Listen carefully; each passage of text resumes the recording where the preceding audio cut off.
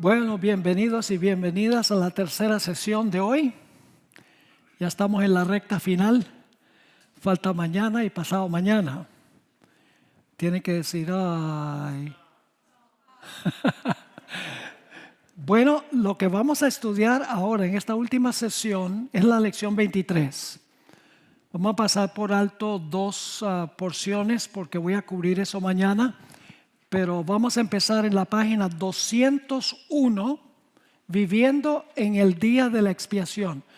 Voy a hacer algunas variaciones, por eso tengo la computadora aquí. No voy a seguir exactamente como está en la lección, porque la traductora tradujo de acuerdo al manual que hice en inglés, pero desde ese tiempo he agregado material. Así que van a tener más material que lo que está en el manual. Oremos. Padre, al estudiar esta lección tan importante, pedimos, como hemos hecho en el pasado, que tú estés con nosotros, instrúyenos para que podamos estar listos, no solo para la segunda venida, sino para el momento del cierre de la gracia. Gracias por escucharnos, te lo pedimos en el nombre de Jesús. Amén. El número 144,000 aparece tan solo 2 veces en la Biblia, en Apocalipsis 7, 1 al 8, y en Apocalipsis el capítulo 14 y los versículos 1 al 5. Sin embargo, el grupo también aparece en Apocalipsis 15, 2 al 4. No por número, pero las características se ve que son los mismos 144,000. Ahora, los 3 pasajes que hablan de los 144,000 tienen cada uno un diferente énfasis. En Apocalipsis 7 y el versículo 1 al 8, el énfasis recae sobre el sellamiento de los 144,000. Apocalipsis 7, sellamiento de los 144,000 para que Dios los proteja durante el tiempo de angustia.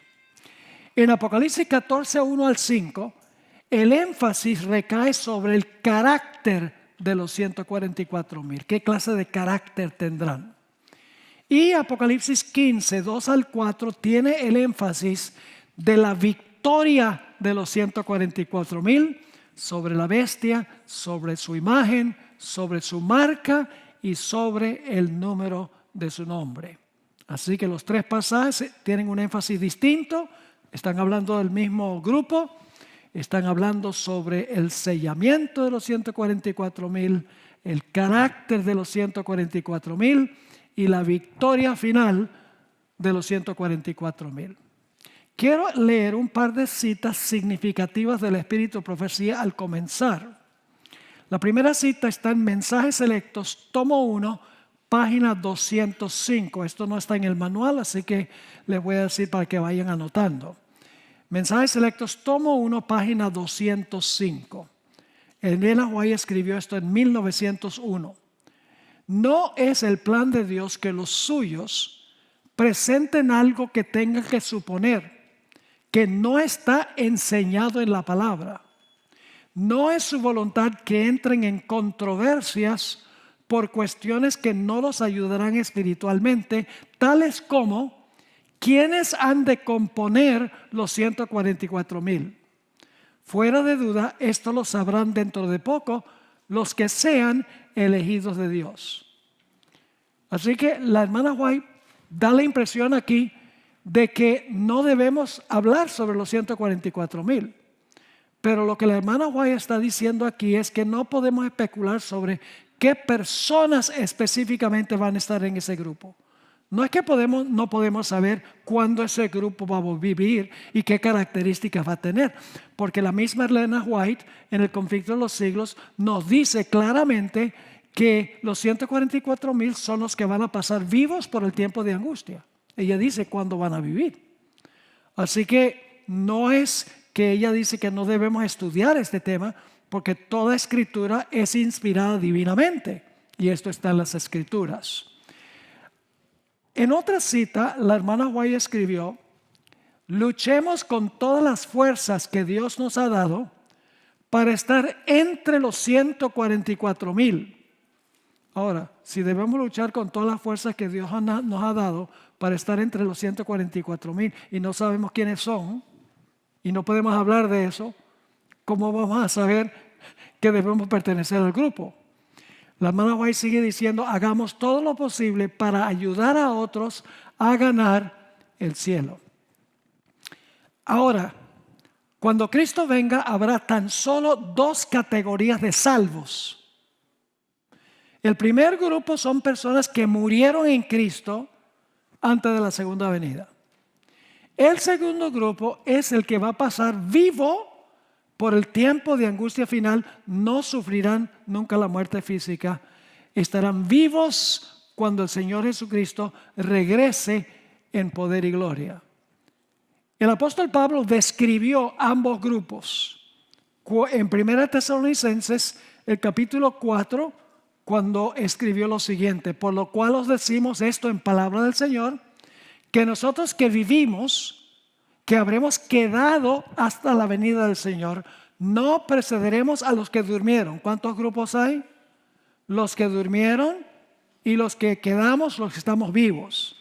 Sigue diciendo, porque el Señor mismo, con voz de mando, con voz de arcángel y con trompeta de Dios, descenderá del cielo. Ahora viene el primer grupo. Los muertos en Cristo resucitarán primero. Ahora viene el segundo grupo. Luego, nosotros los que vivimos, los que hayamos quedado, seremos arrebatados juntamente con ellos, es decir, con los que murieron y resucitaron, en las nubes para recibir al Señor en el aire, y así estaremos siempre con el Señor. ¿Cuándo vivirán los 144,000? Bueno, claramente es el grupo de los vivos. Pero ¿será que las Escrituras nos dan más evidencia fuera de lo que dice el apóstol Pablo? La respuesta es que sí. Vamos a Apocalipsis, el capítulo 6 y los versículos 14 al 16. Apocalipsis 6, 14 al 16. Aquí Juan, inspirado por el Espíritu Santo, está describiendo los impíos cuando Cristo venga, lo que va a pasar con los impíos cuando Cristo venga. Dice allí: el cielo se desvaneció como un pergamino que se enrolla, y todo monte y toda isla se removió de su lugar. Y los reyes de la tierra, los grandes, los ricos, los capitanes, los poderosos y todo siervo y todo libre, se escondieron en las cuevas y entre las peñas de los montes, y decían a los montes y a las peñas: caed sobre nosotros y escondednos del rostro de aquel que está sentado sobre el trono y de la ira del Cordero. ¿Qué van a hacer los impíos cuando Jesús venga? Los impíos van a esconderse en las cuevas y van a rogar que las rocas caigan sobre ellos. Ahora fíjense que Apocalipsis 6 termina con una pregunta. Después de describir la reacción de los impíos a la segunda venida, surge esta pregunta: porque el gran día de su ira ha venido, ¿y quién podrá permanecer? La pregunta es: cuando los impíos se estén escondiendo en las cuevas y rogando que las rocas caigan sobre ellos, ¿será que todo el mundo va a estar en ese grupo? ¿O será que va a haber un grupo que va a decir: he aquí, este es nuestro Dios, le hemos esperado y Él nos salvará? Ahora yo pregunto, ¿qué significa permanecer en pie? Bueno, en realidad es una sola palabra en griego en que fue escrito el Nuevo Testamento. La expresión permanecer en pie es una sola palabra en el idioma original.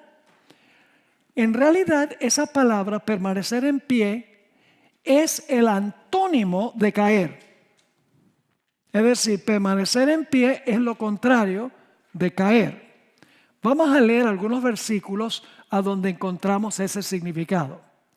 Mateo 3, no voy a leer los versículos, solamente les voy a mencionar lo que contienen. Marcos 3, 24 y 25, Jesús dijo: un reino dividido contra sí mismo no puede permanecer. Esa es la misma palabra en griego. Es decir, el reino va a ¿qué? Va a caer. Si no va a permanecer, va a caer. En Juan 8:44 aparece la misma palabra. a donde dijo Jesús, Satanás al principio no permaneció en la verdad. ¿Qué significa eso? Que no permaneció en la verdad. Significa que cayó de la verdad. En 1 Corintios 10:12 se usa también la misma palabra. El que crea estar firme, es decir, parado, mire que no va, que no caiga. Nuevamente la idea es, ¿quién permanecerá en pie? Es decir, ¿quién va a no caer? Es lo que significa. Ahora, ustedes saben que también Efesios 6, 11 al 13 usa la misma palabra 2 veces. Vamos a leer ese pasaje, Efesios 6, 11 al 13. Dice, vestíos de toda la armadura de Dios. ¿Con qué propósito? Para que podáis estar, ¿qué? Firmes, es decir, para que no, ¿qué? Para que no caigan contra las acechanzas del diablo.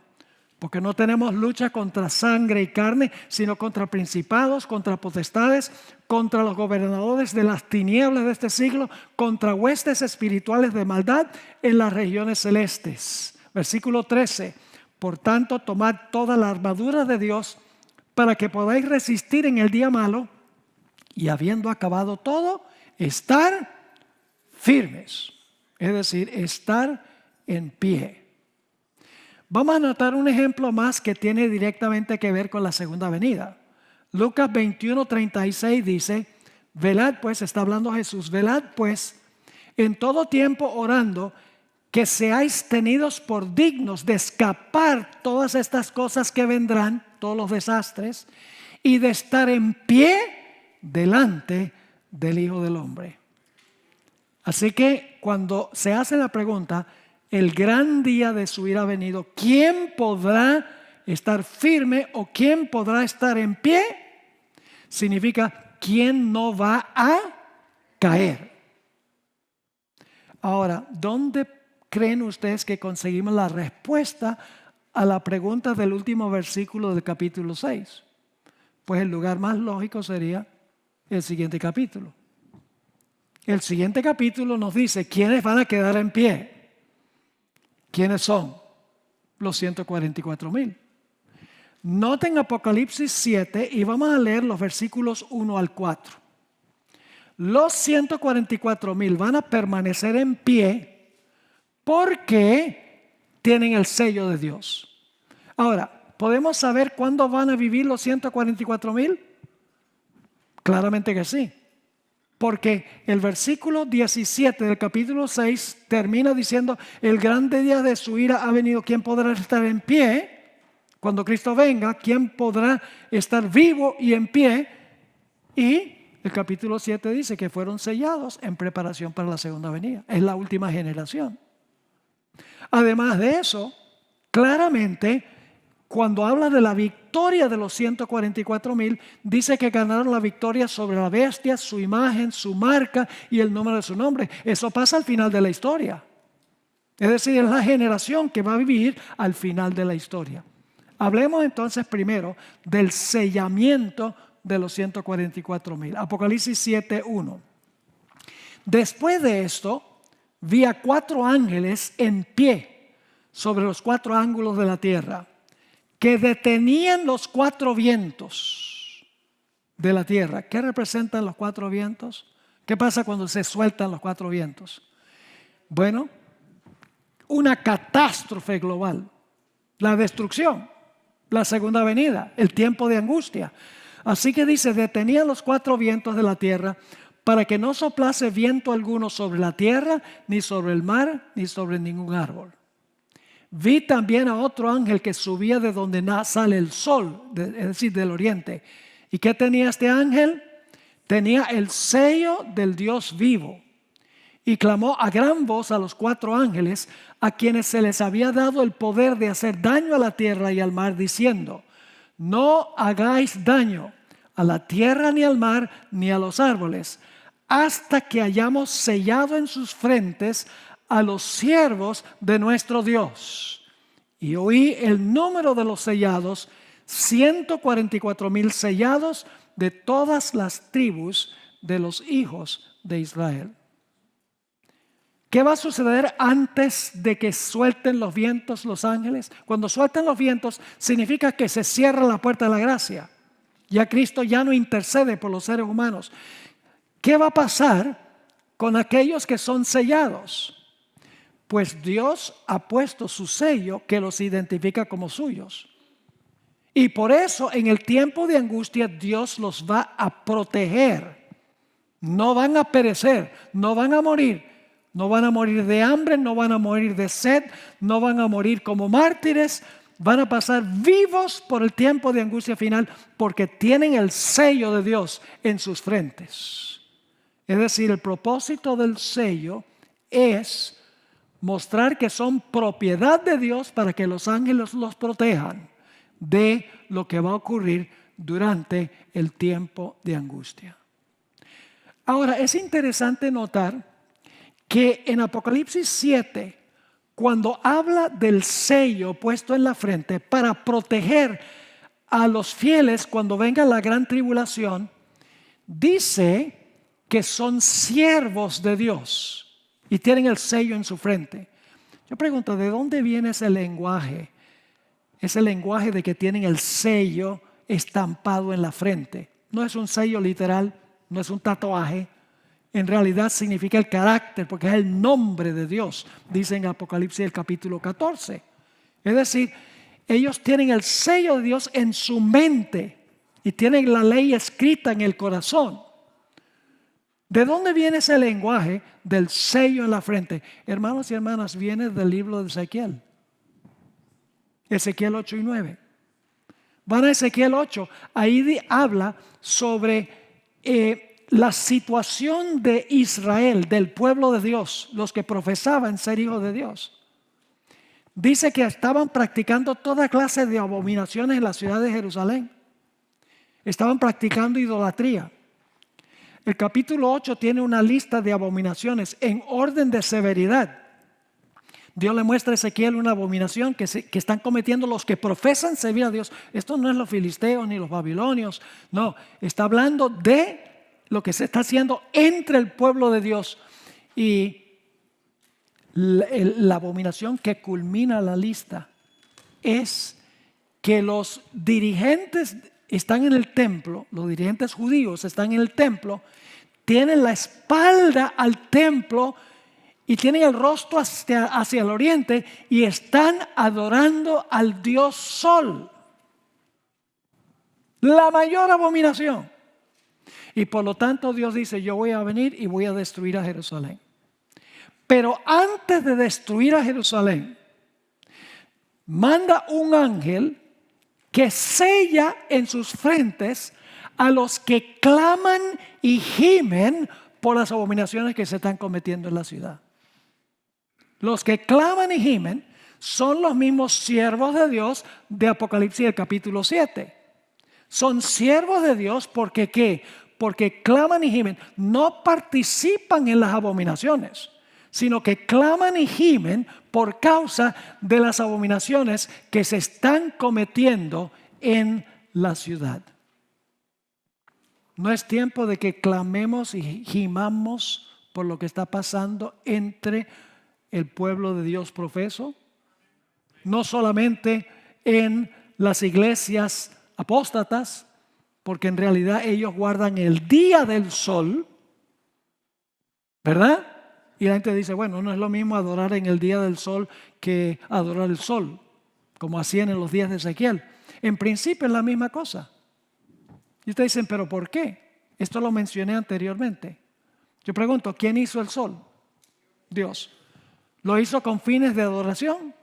No. ¿Qué pasa si usted lo convierte en un objeto de adoración? ¿Cómo se llama eso? Idolatría. ¿Quién hizo el primer día de la semana? Dios. ¿Es un día de adoración? No, es un día de trabajo. ¿Qué pasa si usted lo convierte en un día de adoración? Igual es idolatría. No importa que sea un objeto o que sea un día creado por el hombre para la adoración. Igual es la misma apostasía. Ahora, ese es el capítulo 7 de Apocalipsis. El sellamiento de los 144,000 que claman y gimen por las abominaciones que se están cometiendo en medio de el pueblo de Dios. Pero se dice poco del carácter en el capítulo 7.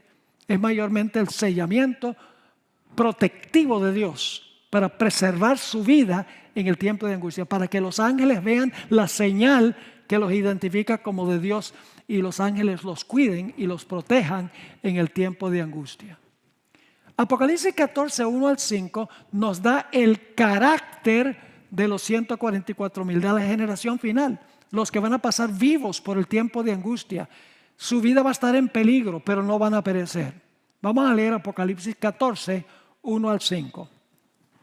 Después miré y he aquí el Cordero estaba en pie sobre el monte de Sión, y con él 144,000 que tenían, voy a leer todo el pasaje y luego nos vamos a detener para describir un poco sus características.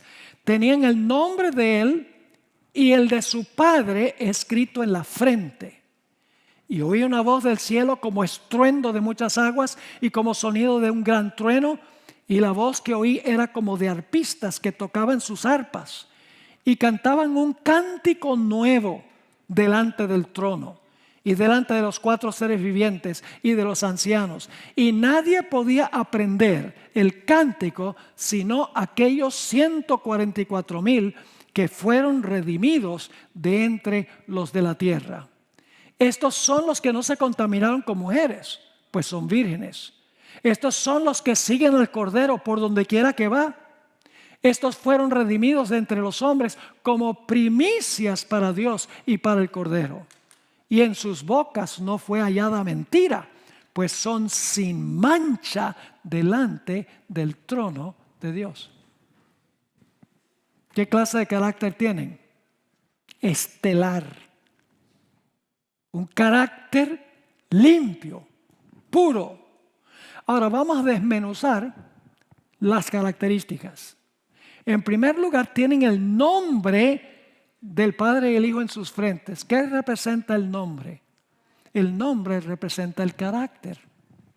¿Saben que mis padres me pusieron Esteban Pablo? Tengo el nombre del mártir y del martirizador. ¿Por qué me pusieron ese nombre? ¿Porque les parecía bonito? No, porque ellos querían que yo predicara como Pablo y querían también que estuviera dispuesto a morir por mi fe. Ellos me lo dijeron. Es decir, quería que yo tuviera el carácter que denotan los nombres. El carácter es representado por el nombre. Es decir, los 144,000 tienen el carácter de Dios en su mente, que impacta su conducta también. Dice que cantan un cántico nuevo que solo ellos pueden aprender. Ahora escuchen bien, no es que otros redimidos no van a poder cantar ese himno. Van a poderlo cantar, pero no lo van a poder cantar con el mismo significado. Déjenme explicar lo que quiero decir. Ustedes han leído Éxodo 15, el cántico de Moisés, después que Israel cruzó el Mar Rojo. Es un salmo, pero magistral en realidad, dando honra y gloria a Dios por haberlos librado, por haber abierto el Mar Rojo y haber ahogado a los egipcios. Yo les pregunto, ¿creen ustedes que alguien hoy en día podría ponerle música a ese capítulo y que lo pudiéramos cantar? ¿Creen que alguien podría? Sí, alguien podría ponerle música. Yo pregunto, ¿podríamos cantarlo como ellos? Podemos cantarlo, pero no como ellos, porque es el cántico de su experiencia. La hermana White dice, una experiencia que ninguna otra generación jamás ha tenido. También sabemos que vivieron en la tierra con una naturaleza pecaminosa, porque dice que fueron redimidos de la tierra. Fueron seres humanos comunes y corrientes que vencieron. No se contaminaron con mujeres. ¿Qué representa? ¿Será que nunca se casaron? No, esto es lenguaje simbólico. Dios no pone un tatuaje en la frente. Y estas personas no se contaminaron con las iglesias apóstatas de Babilonia, con las hijas de la ramera y con la ramera de Apocalipsis 17. Se mantuvieron doctrinalmente puros. No se contaminaron con las enseñanzas falsas de Babilonia. Dice que son primicias para Dios y para el Cordero. ¿Sabe por qué son primicias? Porque son los primeros en ser glorificados antes de que Cristo resucite a los muertos después. Y también la palabra primicias en la Biblia no solamente se refiere a algo que se cosecha antes que la cosecha grande, sino que también se usa para expresar calidad. Es decir, las primicias son de óptima calidad, las mejores espigas del campo. Esta es una generación cual no se vio en la historia de la raza humana. Y luego dice, en su boca no hay mentira. Dicen la verdad. Fíjense qué interesante, la Biblia dice, Jesús declaró que de la abundancia del corazón habla la boca. Pues si no hay mentira en su boca, es porque no hay mentira ¿dónde? En su corazón. No hacen trampa en su declaración de renta.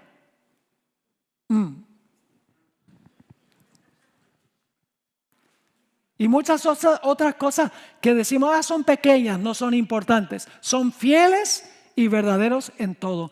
Y luego dice, son sin mancha delante del trono de Dios.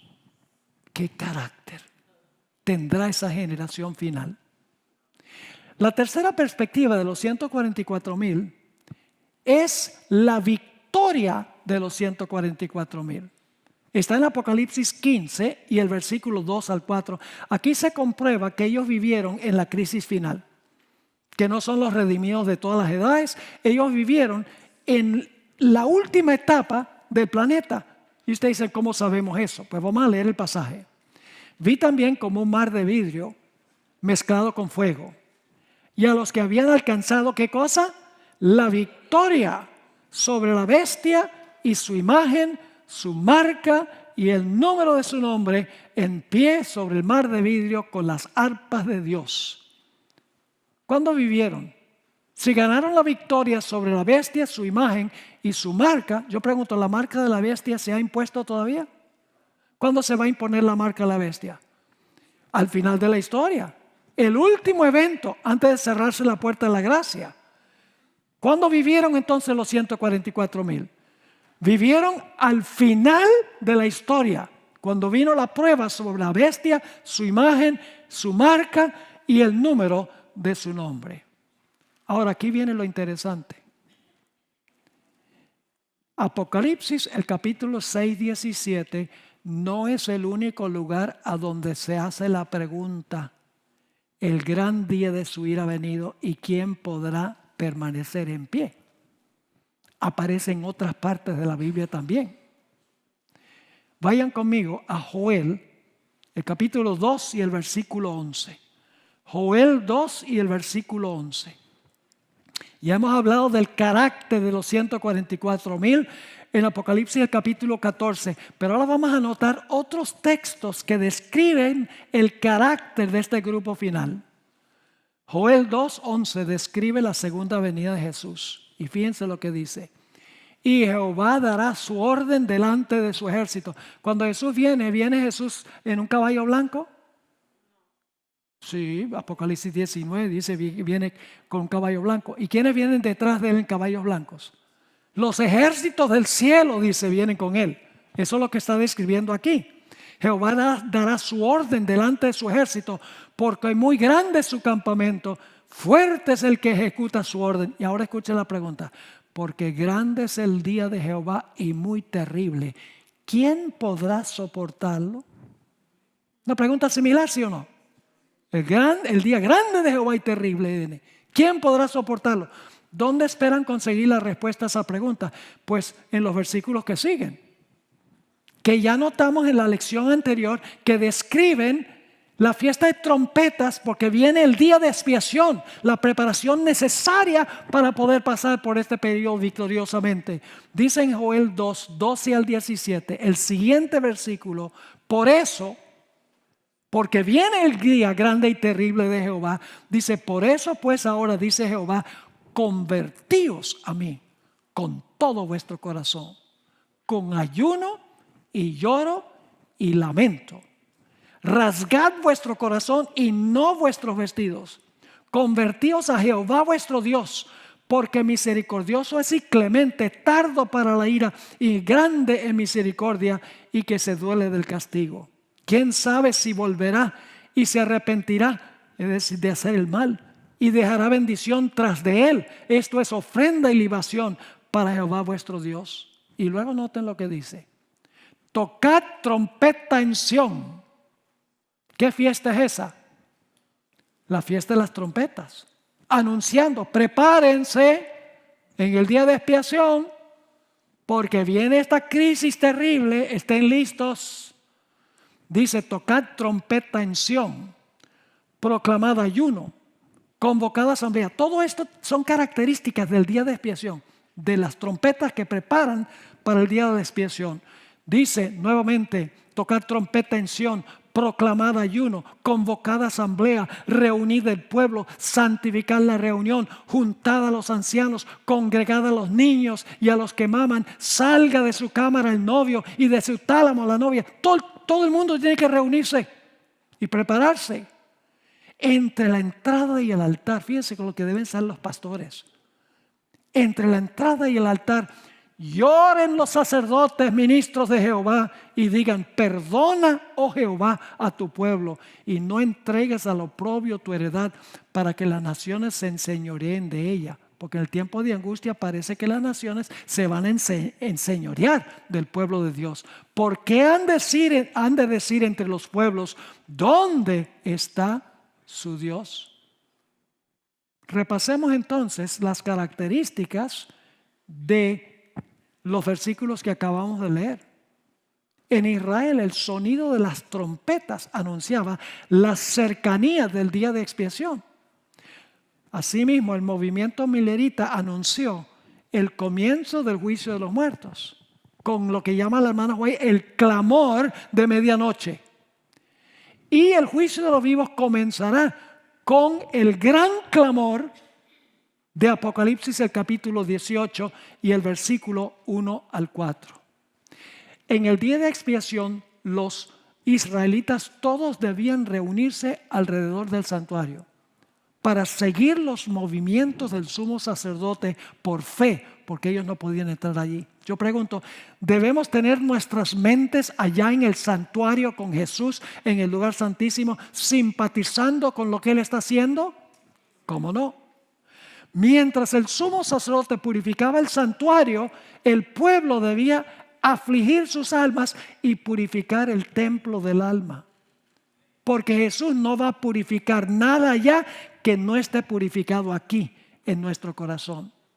Ahora viene lo interesante: mientras más nos acercamos a Jesús, más indignos nos sentimos y más deseamos ser como Él. ¿Oyeron lo que dije? Lo voy a repetir. Mientras más nos acerquemos a Jesús, más indignos nos veremos y más desearemos reflejar su imagen. Por el otro lado, mientras más lejos estamos de Jesús, más perfectos nos veremos a nosotros mismos. Porque cuando contemplamos a Jesús, su belleza y su gloria, decimos como Pablo: miserable hombre de mí, ¿quién me librará de este cuerpo de muerte? Diremos como Isaías: estoy deshecho porque mis ojos han visto al Rey. Diremos como el apóstol Pedro: apártate de mí, Señor, que soy hombre pecador. Diremos como Daniel, ese hombre piadoso, que él se incluyó en el problema de Israel en su oración de Daniel el capítulo 9. Los que verdaderamente están estrechamente cerca de Jesús no van a mirar las faltas de los demás. Tienen demasiado trabajo con su propio carácter.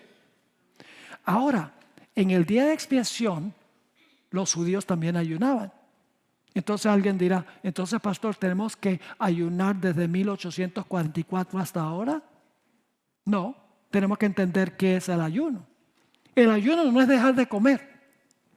Fíjense lo que escribió Elena White en el libro Ministerio Médico, página 377. El verdadero ayuno que debe recomendarse a todos es una abstinencia de toda clase de alimento estimulante y el uso adecuado de la alimentación sencilla y saludable que Dios ha provisto en abundancia. Ese es el verdadero ayuno. Comer como Dios ha mandado a comer. Y ya vimos en Isaías 58, no lo voy a leer de nuevo. ¿Recuerdan que Dios dijo cuál era el verdadero ayuno? El verdadero ayuno era ¿qué? Desatar las ligaduras de impiedad, las cargas de opresión, dejar ir libres a los quebrantados, romper todo yugo, partir el pan con los hambrientos, a los pobres errantes albergar en la casa. Piedad práctica es un verdadero ayuno, mis hermanos, según Isaías 58 y el versículo 6 y 7. En el día de expiación también la gente debía dejar de trabajar. Significa que no trabajamos desde 1844 para acá. A algunos les gustaría eso. ¿Por qué no debían trabajar ese día? Porque su mente debía estar enfocada en el santuario. ¿Será que nuestros trabajos y nuestros quehaceres nos distraen de tener la mente en el santuario con Jesús? Debemos hacernos la pregunta. Ahora fíjense lo interesante. En Levítico 23, donde se describe el día de expiación, dice que los que no afligían su alma, los que no hacían lo que acabamos de leer, eran cortados de la congregación. ¿Qué significa eso? Significa que ya Dios no los consideraba miembros del pueblo escogido. ¿Les gustaría tener una copia de todo esto? Bueno, yo voy a Fresno mañana tempranito y les voy a traer una copia. Una ñapa. No recuerdan esa palabra, ¿verdad? Pero no solamente dice que serían cortados del pueblo, es decir, excluidos, ya no son pueblo escogido de Dios, sino dice que serían destruidos. Todo esto lo tengo aquí, el material. Le voy a sacar una copia. Solamente para los que vinieron. No para todos los que vienen mañana en la noche, pues mañana en la noche es viernes y viene mucho más gente. Así que, si están aquí, mañana pídame el material. Y si alguien que no estuvo aquí pide el material, pues voy a rogarle al Señor que me dé misericordia. Ahora, otra parte que se hace una pregunta similar. Es Isaías 33 y el versículo 14 al 16. Fíjese, primero la pregunta. Dice en Isaías 33, 14: los pecadores se asombraron en Sión, espanto sobrecogió a los hipócritas. Y luego vienen dos preguntas similares. ¿Quién de nosotros morará con el fuego consumidor? ¿Quién es el fuego consumidor? Hebreos 12, 28 y 29 dice que Dios es un fuego consumidor. ¿Quién de nosotros morará con el fuego consumidor? ¿Quién de nosotros habitará con las llamas eternas? Y ahora quiero que noten que cada vez que se hace la pregunta, se enfatiza la conducta intachable de la última generación. Porque algunos dicen, no, solo la gracia de Cristo, la justificación, vas a pasar bien por este tiempo. No, el que Dios justifica, Dios también santifica. La justificación no es una excusa para no vivir una vida santa. Cuando Cristo nos justifica, significa que nos perdona el pecado, nos libra de la sentencia de muerte. Y como resultado decimos, oh Señor, qué maravilloso eres. Ya no tengo que morir, tú moriste por mí. Ahora, Señor, quiero obedecerte. Si me amáis, guardad mis mandamientos, dijo Jesús. Ahora fíjense la respuesta a las preguntas. Nuevamente la pregunta es, ¿quién de nosotros morará con el fuego consumidor? ¿Quién de nosotros habitará con las llamas eternas? Fíjense, el que camina en justicia. Cuando la Biblia usa la palabra caminar, simbólicamente significa conducta. El que camina en justicia y habla lo recto. El que aborrece la ganancia de violencias. El que sacude sus manos para no recibir cohecho, mordidas. El que tapa sus oídos para no oír propuestas sanguinarias. El que cierra sus ojos para no ver cosa mala, inclusive en el cine. Este habitará en las alturas. Fortaleza de roca será su lugar de refugio. Se le dará su pan y sus aguas serán seguras. ¿Se dieron cuenta que se describe la conducta de los que van a habitar en medio de las llamas? Pero ese no es el único lugar donde aparece la pregunta. Noten el Salmo 15. Salmo 15. Siempre se enfatiza la conducta de los que van a existir durante este periodo. Salmo 15. La pregunta: Jehová, ¿quién habitará en tu tabernáculo? ¿Quién morará en tu monte santo? ¿A dónde están parados los 144,000? En el monte de Sión. Ese es el santo monte, ¿sí o no? Ahora la pregunta clave es: ¿quién morará en tu santo monte? Fíjense nuevamente que se enfatiza la conducta. El que anda en integridad y hace justicia y habla la verdad en su corazón, el que no calumnia con su lengua, ni hace mal a su prójimo, ni admite reproche alguna contra su vecino, aquel a cuyos ojos el vil es menospreciado, pero honra a los que temen a Jehová. El que aun jurando en daño suyo, no por eso cambia, quien su dinero no dio a usura, es decir, un interés exorbitante, ni contra el inocente admitió cohecho. Y ahora escuchen cómo termina. El que hace estas cosas no resbalará jamás. En otras palabras, va a permanecer ¿qué? Firme. Este salmo es el salmo de los 144,000. Pero ese no es el único lugar donde aparece la pregunta. Nahum 1, 6 y 7. Nahum 1 y el versículo 6 y 7. Primero viene la pregunta: ¿quién permanecerá delante de su ira? ¿Y quién quedará en pie en el ardor de su enojo? ¿Tiene algo que ver con Apocalipsis 7? ¿Sí o no? ¿Quién quedará en pie en el ardor de su enojo? Esa es la ira de Dios al final de la historia. Su ira se derrama como fuego y por él se hienden las peñas. Es lo mismo que Apocalipsis 6, 14 al 16, donde se describe la segunda venida. Ahora viene la respuesta. Jehová es bueno, fortaleza en el día de la ¿qué? De la angustia, y conoce a los que en él confían. ¿Qué clase de carácter tienen aquellos que van a subsistir en el tiempo de la ira de Dios? En él confían, en Dios confían. Pero ese no es el único lugar donde aparece la pregunta. Noten Malaquías el capítulo 3 y el versículo 2 y el versículo 3. ¿Y quién podrá soportar el tiempo de su venida? ¿O quién podrá estar en pie? Ahí está otra vez. Estar en pie cuando Él se manifieste. La respuesta se enfoca en la purificación en el santuario. Dice el versículo 3, porque Él es como ¿qué? Fuego purificador y como jabón de lavadores. Y se sentará para afinar y limpiar la plata, porque limpiará a los hijos de Leví, los afinará como a oro y como a plata, y traerán a Jehová ofrenda en justicia. Es decir, los que van a permanecer en pie cuando Cristo se manifieste, ¿qué característica van a tener? Tendrán un carácter que ha pasado por el fuego y han salido completamente purificados. Como los 3 jóvenes que pasaron por el horno de fuego. Tremendo. ¿Ustedes creen que cuando salieron la fe de ellos había crecido? No cabe duda que su fe había crecido cuando salieron del horno. Salieron como oro puro.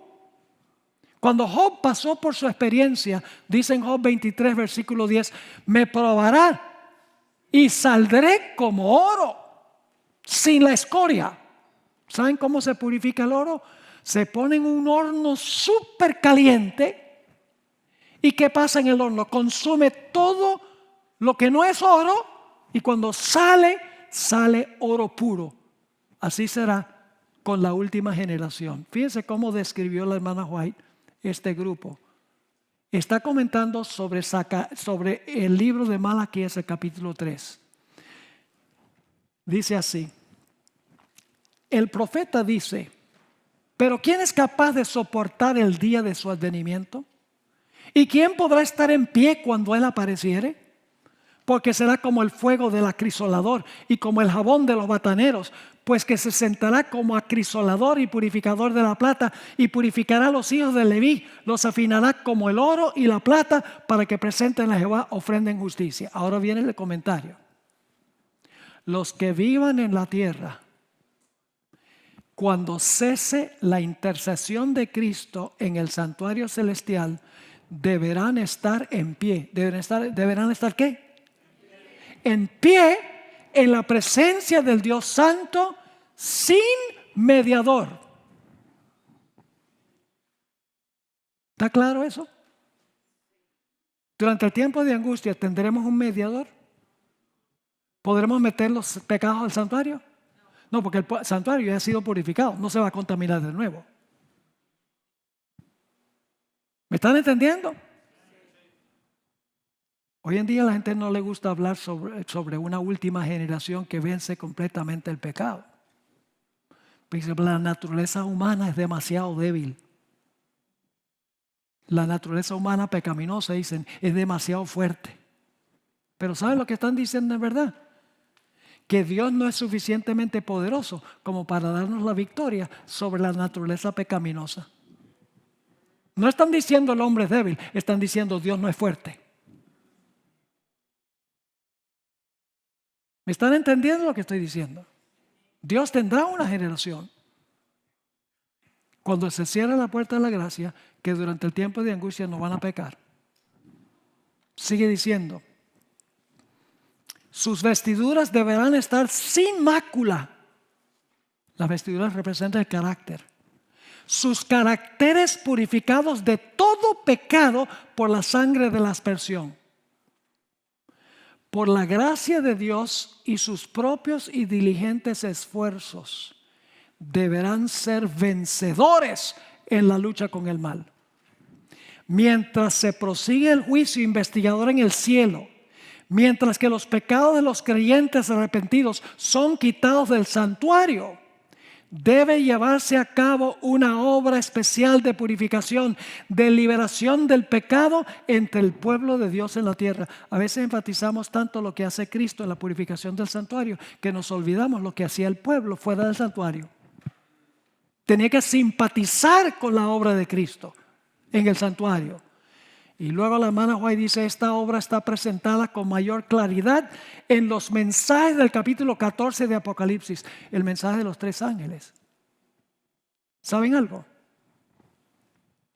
Nosotros los adventistas tenemos solo una razón de existir, y eso es proclamar los mensajes de los 3 ángeles.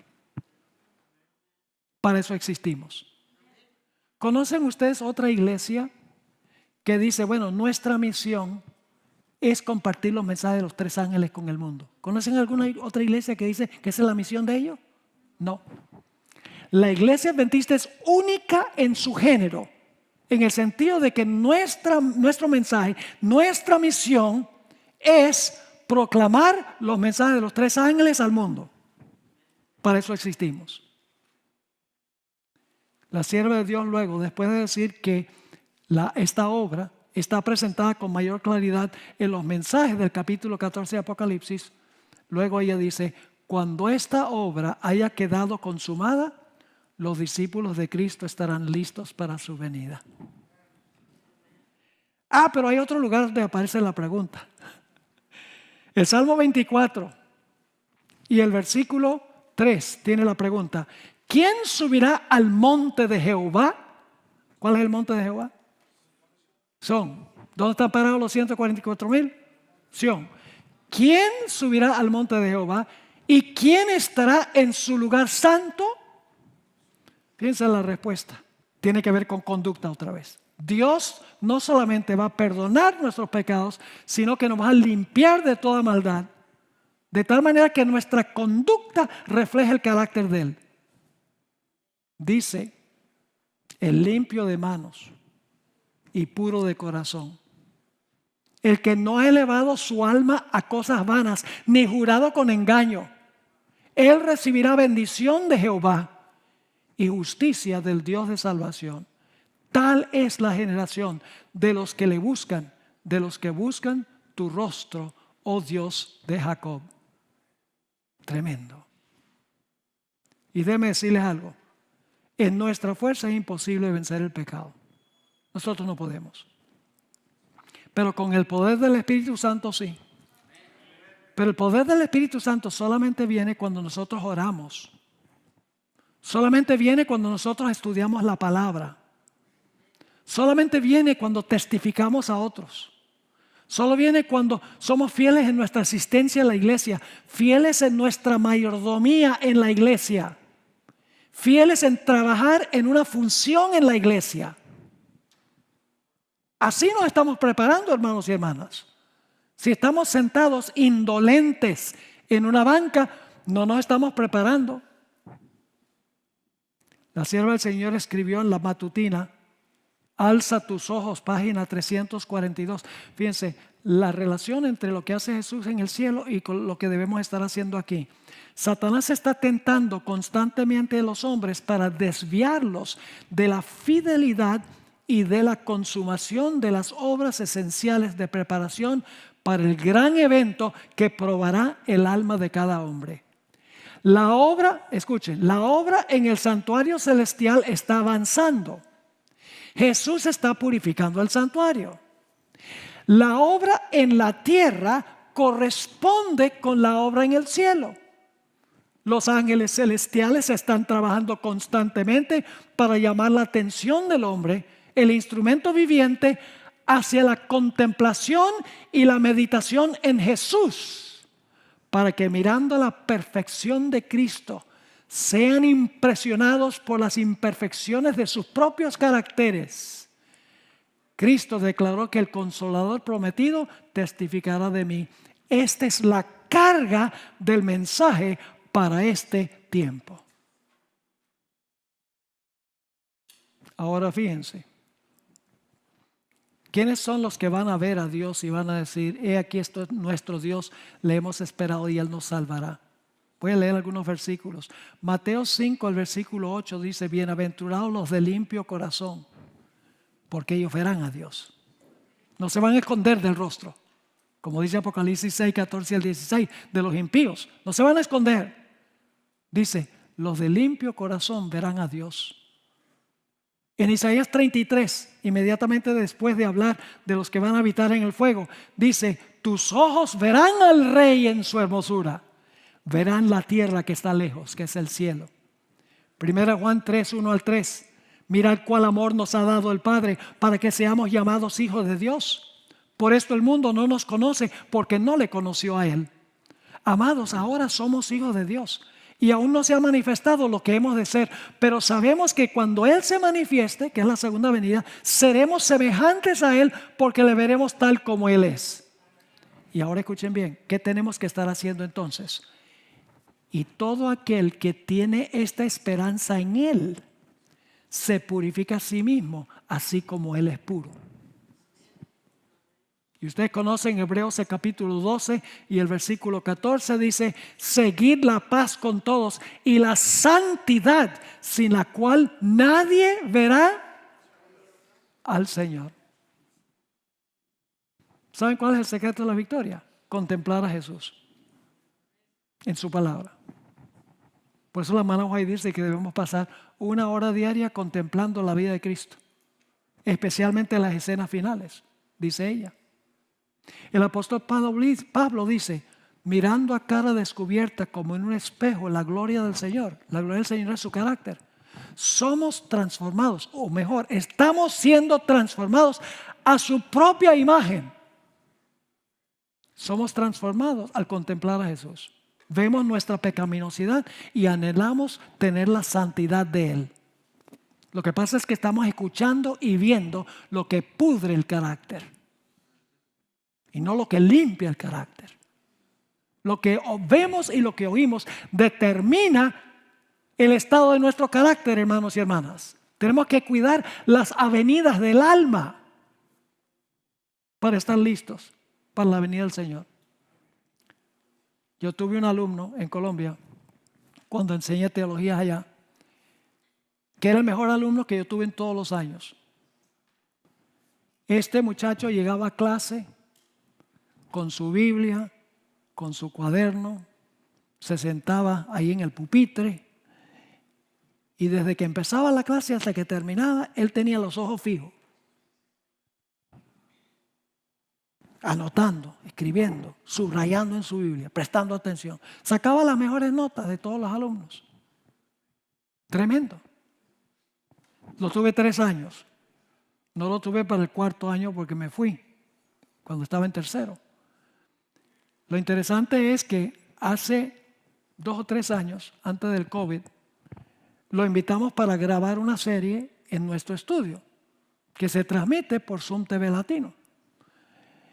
Y como durante el día nadie puede venir, pues él predicó ahí a las cámaras. Y yo dije, bueno, me voy a sentar para escucharlo. Y me senté. Y oigan, hermanos, era como si yo estuviera mirando en un espejo. Hacía los brazos igual, entonaba la voz igual, se movía de un lado para otro igual, como si estuviera viendo una fotocopia. Y wow. ¿Por qué? Porque había pasado 3 años contemplándome. No es que yo sea algo extraordinario para contemplar. Pero somos transformados por lo que vemos. Hace algunos años, una hermana me preguntó, pastor, ¿usted conoce? Y luego mencionó el nombre del joven. ¿Usted conoce a tal y tal? Yo le dije, sí, claro que lo conozco. Ella dice, usted predica igualito a él.